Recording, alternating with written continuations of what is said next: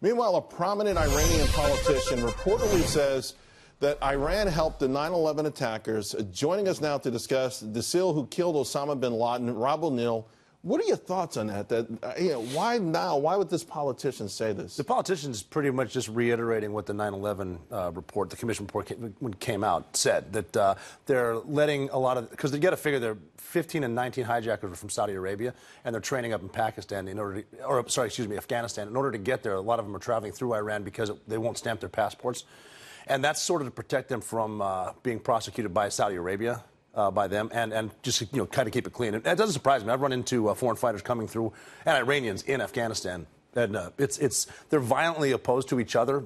They being Iran and Al Qaeda, but the whole enemy of my enemy is my friend type of thing. It's better if they can attack the United States and attack each other. If they protect Al Qaeda won't necessarily attack Iran, which is kind of the same thing with the Pakistani intelligence services hiding bin Laden on us. They sort of protected them. It's in their interest. Right, but at some point, you force these countries to decide what's in their interest more, right? Being our ally or trying to appease Al Qaeda. It seems like Iran was able to get away with a lot of stuff simply because of our desire to get the nuke deal. That was. It always circles back to that nuke deal. It seems to. There was some shady stuff going on with protecting certain people that, like, the Israelis would strike, and we may or may have not tipped them off.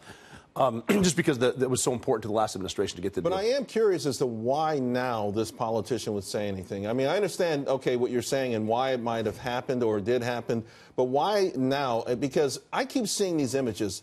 A lot of truck companies and truck drivers have been on strike in Iran for a few weeks now. You've got people on the street making the sort of demonstrations that typically don't happen in public. Right. Feels like something is bubbling there that we are missing in this country. It definitely is. And look at the people, the women that were taking off the scarves just so they want freedom again. We don't hear a lot of that in the press. It's not the Iranian people that are the problem. It's the mullahs. It's the religious government, the Islamic State. I mean, look back in 1979, women were wearing skirts and short sleeves, and it turned into something else because of the revolution. The people they're kind of tired of it, and if only we could cover it. The way to defeat Iran will be from within. Right. I don't think bombs and bullets are going to do a lot with that. It's getting. Ironically, it might help them, right? I mean, because it feels like the momentum is such that possibly. But again, it's one of those things like when we invade Iraq. Well, once we topple Saddam, then we're going to have peace there, and everyone's going to love us. And what if they don't? So that's kind of what went down. What could we do, though, to encourage or stoke? Well, I would hope that our media would help it. The worldwide press doesn't want to cover it for some reason. A lot of people are in love with Iran. I don't get it. They're the number one sponsor of state terrorism in the world.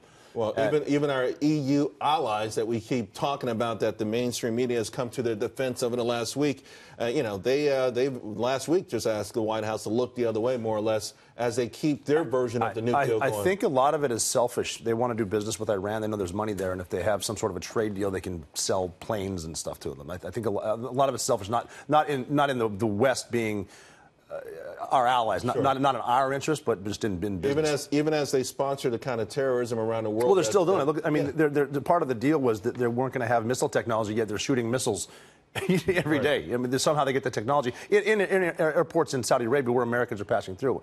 Then they're trying to mess with our Navy, which is a really bad idea. But we would. Well, they got away with it before. They did before. They don't see them doing it now. All right. I got to ask you about the big news item last week. Google ending a deal with the Pentagon. Now, Stewart, he's been really hot on this one. And this, ironically, has gotten a strange bedfellows who have pushed back against Google. And this one particular deal was artificial intelligence. And a lot of folks who worked for them said they didn't want to back the Project company. Maven. Right. And so what they're saying is they're using their artificial intelligence to target drone strikes, type of recognition. I mean, stuff that's way above my pay grade. But the smart people that are a part of it, they're saying they want to be politically correct and have everyone love everyone, and they don't want to take lives, they want to help lives. But some of these people that they're killing, I assure you, is saving lives. Yeah, I mean, it's sort of like, I think about China and the cooperation that they're getting from private sector companies, Tencent, Alibaba. They've got the world's two fastest supercomputers, and they're about ready to go from petaflops to exaflops, which just means something that would have taken us millions of years to do would take us billions of years to do. But they're going to be able to put nuclear submarines into the ocean undetected for months. They're going to be able to break all of our military encryption. It's scary what's out there. Is there some sort of patriotism that you think should go along with the fact that you're Google and you have the benefits in the safety of doing business in this country? That's exactly what I was saying. I mean, they became Google because of the capitalistic society that we have. China steals stuff.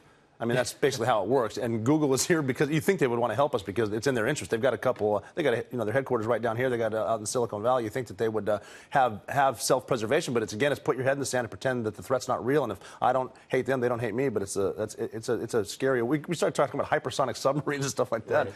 That's a big problem. Is it that they're just naive, or is it just sort of that political ideology? I think it's a political ideology. If we all just get along, then we'll all just get along. But they don't. Right. I mean, they're quick to blame Facebook for the election. The Russians hacked us and all this nonsense. But when it's not in their interest, and I don't know what they think. It's not like we accidentally strike people with drones. There's a lot that goes into it. The people that found Bin Laden, it took them years to find them. Those are very smart people doing very meticulous stuff. We don't just send people to Guantanamo Bay. Yeah. We find these targets. They're a threat to everyone here. And the stuff they would do to us if they caught us is not pretty. Rob, thanks again. Thanks a lot. Appreciate it. Cheers.